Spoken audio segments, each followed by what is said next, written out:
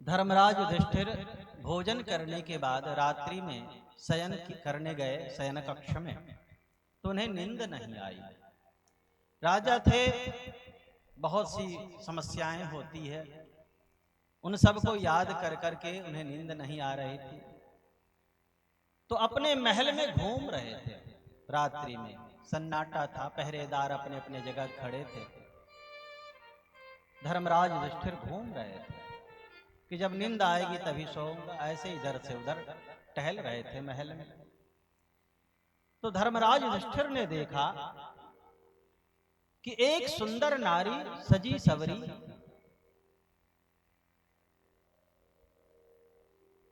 महल के किसी एक कक्ष से निकली और मुख्य दरबार की ओर, दरवाजे की ओर बढ़ने लगी आगे।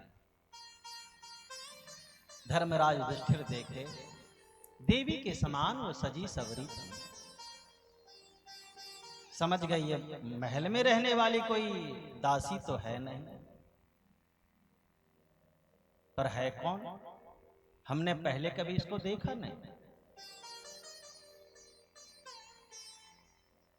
तो आवाज लगाए, देवी कौन हो आप और इतनी रात्रि को कहां जा रही हो? खड़ी हो गई हो।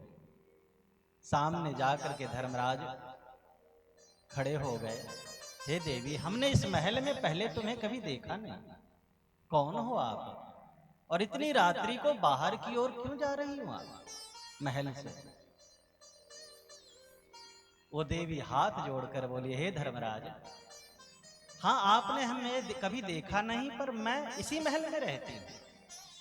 आप इसी महल में रहती हैं? हाँ। कौन है आप? का मैं लक्ष्मी जी हूँ। माता, अहो भाग्य जो आपके दर्शन हुए, पर हे माता, आप इस अर्धरात्रि में कहां जा रही हो? तो लक्ष्मी जी बोली, अब मेरा मन नहीं लगता यहाँ, अब मैं जा रही हूं आपके महल को छोड़कर। हे राजन, मेरे इस महल में निवास करने के कारण जो आप ये वैभव देख रहे हैं वो सब मेरे प्रभाव से है। मैं थी इसलिए सब कुछ था, अब मैं चली जाऊंगी कुछ नहीं बचेगा। ये जो आप दिन रात खजाने से लुटाते रहते हो, धर्म के नाम पर, पुण्य के नाम पर दान करते रहते हो, वो तभी संभव था जब मैं हूं। अब मैं जा रहा हूं, आज्ञा दीजिए। धर्मराज युधिष्ठिर ने कहा, माता जाओ, फिर इच्छा हो तो वापस आना। कोई लक्ष्मी जी को जाने देगा क्या? है? अब दीपावली सर पे है, लोग सूप पीटते हैं, दलिद्र को निकालते हैं लक्ष्मी को भीतर करने के लिए, और दलिद्र अपने आप बने बैठे रहते। तो लक्ष्मी जी कहते, तुम घर छोड़ो तो हम आवे, तुम तो खुद ही दलिद्र हो और सूप पीट रहे घर में, दलिद्र निकल, दलिद्र निकल। अरे मानव के अंदर ही दरिद्रता होती, घर में दरिद्रता नहीं होती। मनुष्य के कर्मों में दरिद्रता होती है, उसके संस्कार में दरिद्रता होती है। घर में कोई दरिद्र होता, ईंट पत्थर में दरिद्रता होती नहीं होती। ये भ्रांतियां हैं कि घर में दरिद्रता है, घर में दरिद्रता नहीं है, घर वालों में दरिद्रता है। जब पाप घर में होता है कि उस घर में रहने वालों की खोपड़ी में, ये बताओ किसमें? ईंट पत्थर में कहीं पाप होता है? नहीं। दुर्बुद्धि तो मानव के मस्तिष्क में है, बुद्धि में है। तो उसी प्रकार से दरिद्रता भी हमारे संस्कारों में है, हमारे कर्मों में है। स भवति दरिद्रो यस्य तृष्णा विशाला मनसी च परितुष्टे को अर्थवान को दरिद्रः। स भवति दरिद्रो यस्य तृष्णा विशाला, जो तृष्णा से ग्रसित है वो मानव दरिद्र है। हमारे आचरण ही दरिद्रता के होते हैं। और सूप टूटे, वो भी जो सूप काम के ना हो, फालतू एक कोना जिसका घिस गया हो, उसी सूप को पीटते हैं कि अच्छा सूप भी बराबर टूटे ना, बर्बाद ना हो। जो टूटा ही गया उसको और तोड़ दो पीट पीट करके। दलिद्र निकालने चले हैं और 100 रुपया का सूप भी बर्बाद नहीं करना चाहते। मानव कितना चतुर होता नारायण, सोचो। बुद्धिमानी वहां भी है, चतुराई वहां भी है, पर दरिद्र खुद हैं। दरिद्र वाले विचार स्वयं के हैं और घर से दरिद्रता निकालना चाहते हैं।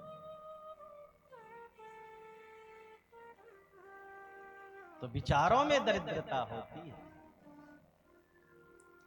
लक्ष्मी जी को धर्मराज युधिष्ठिर ने रोका नहीं। लक्ष्मी जी चली गई। थोड़े देर में देखा एक दिव्य पुरुष प्रकट हुआ, वो भी उसी रास्ते पे, उसको भी टोका। तो महाराज आप कौन हो? कहा हम ऐश्वर्य हैं। हे राजन, आज तक जो आपका ये यश वैभव फैला हुआ है, आपकी कीर्ति फैल रही है, वो मेरे कारण था। का अब हम जा रहे हैं। एक एक करके जितनी अच्छाइयां थी वो सब के सब एक लाइन से निकल गए महल से। पर अंत में स्वयं धर्म निकले। जैसे ही धर्म निकले तो धर्मराज ने उनका भी परिचय पूछा और जैसे कहा कि मैं धर्म हूं, तो धर्मराज युधिष्ठिर के उनके चरणों में गिर पड़े और दोनों हाथों से उनके चरण पकड़ लिया। आप न जाओ। राजन, तुमने किसी को रोका नहीं। हे महाराज, लक्ष्मी जी को तुमने नहीं रोका, ऐश्वर्य को नहीं रोका, वैभव को नहीं रोका, सबको जाने दिया आपने, हमें क्यों रोक रहे हो? अब इन लोगों के बिना मेरा भी तो मन नहीं लगेगा। का सबको जाने दो, पर हे प्रभु आप न जाओ। आप ही तो इस युधिष्ठिर के एकमात्र धन हो। आपके लिए मैं जीता हूं और आपके लिए मर जाऊंगा। बस आप ही मेरे प्रारंभ लक्ष्य हो, लालसा हो और अंतिम लालसा भी आप ही हो। इस जन्म में और जन्म जन्म में आप ही मेरे अंतिम लालसा और प्रारंभ के लालसा हो। आप ना जाओ। चरण पकड़ लिया। धर्मराज बोले, हे राजन, जब तुम हमें आज्ञा नहीं दोगे तो जाएंगे कैसे? तुम तो हमारे प्रेमी हो। चुपके से तो दुश्मनों से भागा जाता है, प्रेमियों से नहीं। इसलिए वापस आ रहा। विलीन हो गए, उसी महल में रह गए। थोड़े देर बाद लक्ष्मी जी भी आज प्रकट हो गई। जितने गए थे वो सब धीरे धीरे करके प्रकट होने लगे, वापस आ गए। धर्मात् संजायते ही अर्थो धर्मात् कामो भी जायते, धर्म एवा पवर्गाय तस्मात् धर्मं समाश्रय। न धर्मं त्यज्य जीवितस्यापि हेतोः नित्यो धर्मः सुख दुखे त्वनित्यः जीवो नित्यो हेतुरस्त्व नित्यः। किसी भी परिस्थिति में धर्म का त्याग नहीं करना चाहिए।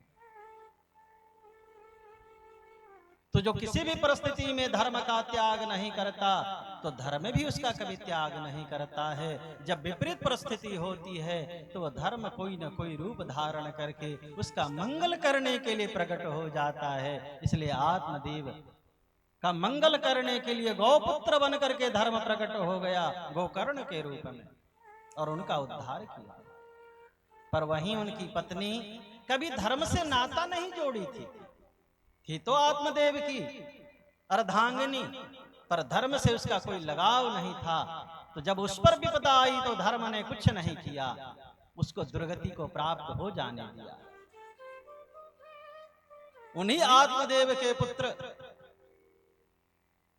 धुंधकारी था, पर जब उसकी दुर्गति का समय आया धर्म प्रकट नहीं हुआ, रक्षा नहीं किया। कहते हैं गीता में भगवान धर्मो रक्षति रक्षिता, धर्म का रक्षा करोगे तो वो रक्षा करेगा। आप धर्म के प्रेमी बनोगे तो धर्म भी आपसे प्रेम करेगा। आपने धर्म से कोई रिश्ता जोड़ा नहीं तो वो रिश्ता निभाने के लिए क्यों आएगा? नहीं आएगा।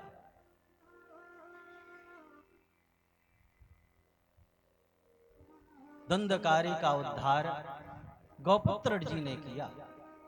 तब किया जब वो प्रेतत्व को प्राप्त हो गया, उसकी दुर्गति हो गई, अधिगति को प्राप्त हो गया, पर फिर भी शरण में आया धर्म के, तो धर्म ने उस पर दया किया।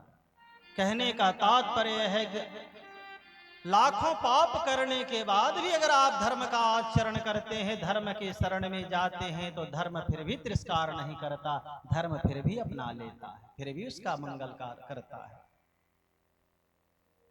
तो जब जीते जी धर्म के शरण में नहीं गया, मरने के बाद भूत बना और कष्ट पाया, तब धर्म के शरण में गया धुंधकारी, तो उसका भी उद्धार गौपुत्र गोकर्ण जी ने किया।